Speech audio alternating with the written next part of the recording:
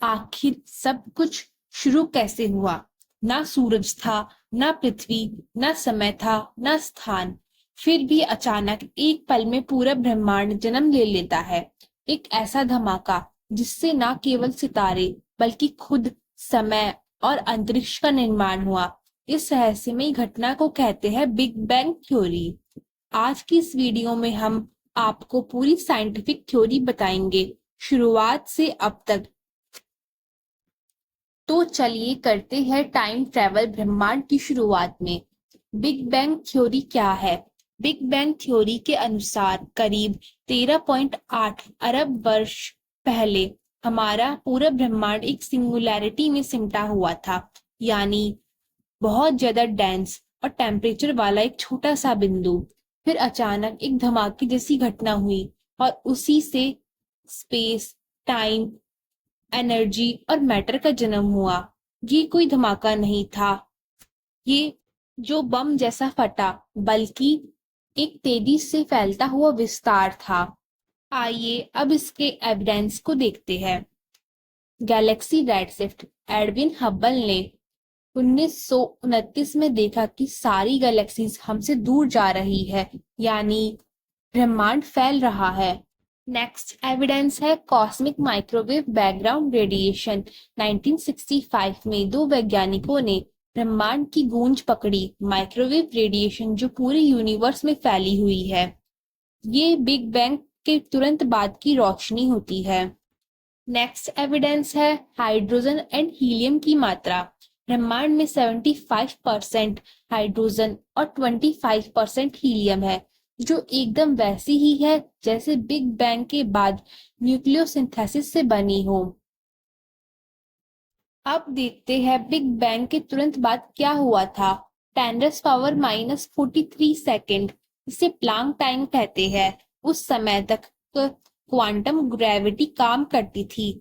कोई थ्योरी नहीं बता पाती कि इस समय क्या हुआ था। 10⁻⁻35 सेकेंड पर इन्फ्लेशन पीरियड। ब्रह्मांड ने लाइट की स्पीड से भी ज्यादा तेज विस्तार किया।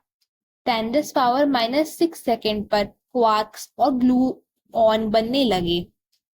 3 मिनट पर प्रोटॉन और न्यूट्रॉन मिलकर हीलियम और हाइड्रोजन जैसे तत्व बनाने लगे। और 3.8 लाख साल बाद पहली बार प्रकाश मुक्त हुआ, जिससे सीएमबी बना। CMB means cosmic microwave background. ये बिग बैंग के तुरंत बाद की रोशनी होती है। आइए अब देखते हैं कि तारे कैसे बने और आकाशगंगाएं कैसे बनी। बिग बैंग के कुछ करोड़ सालों तक डार्क एज थी, यानी रोशनी नहीं थी, बस गैस थी। फिर ग्रेविटी ने काम किया, गैस क्लाउड्स को खींचा और पहले तारे जले, फिर गैलेक्सीज बनने लगी। कुछ अरब साल बाद हमारा सौरमंडल बना और फिर पृथ्वी। बिग बैंग का अंत कहाँ है? आइए इसको देखते हैं। ब्रह्मांड का विस्तार अब भी जारी है और डार्क एनर्जी की वजह से विस्तार और भी तेज हो रहा है। और आगे 3 संभावनाएं हैं।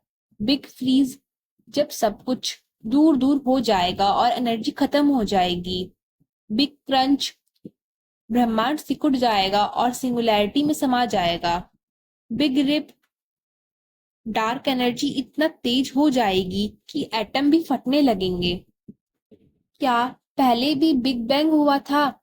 कुछ थ्योरीज मानती है कि हमारा ब्रह्मांड पहला नहीं है।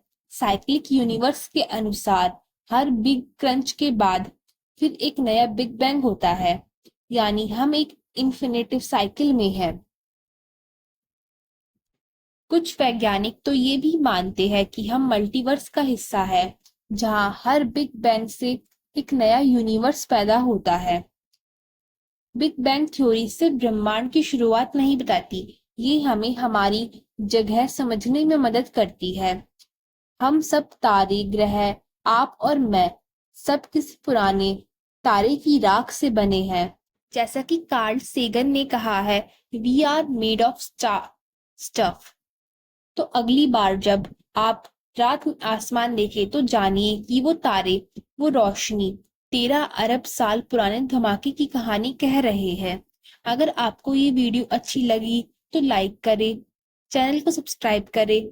Thank you for watching this video.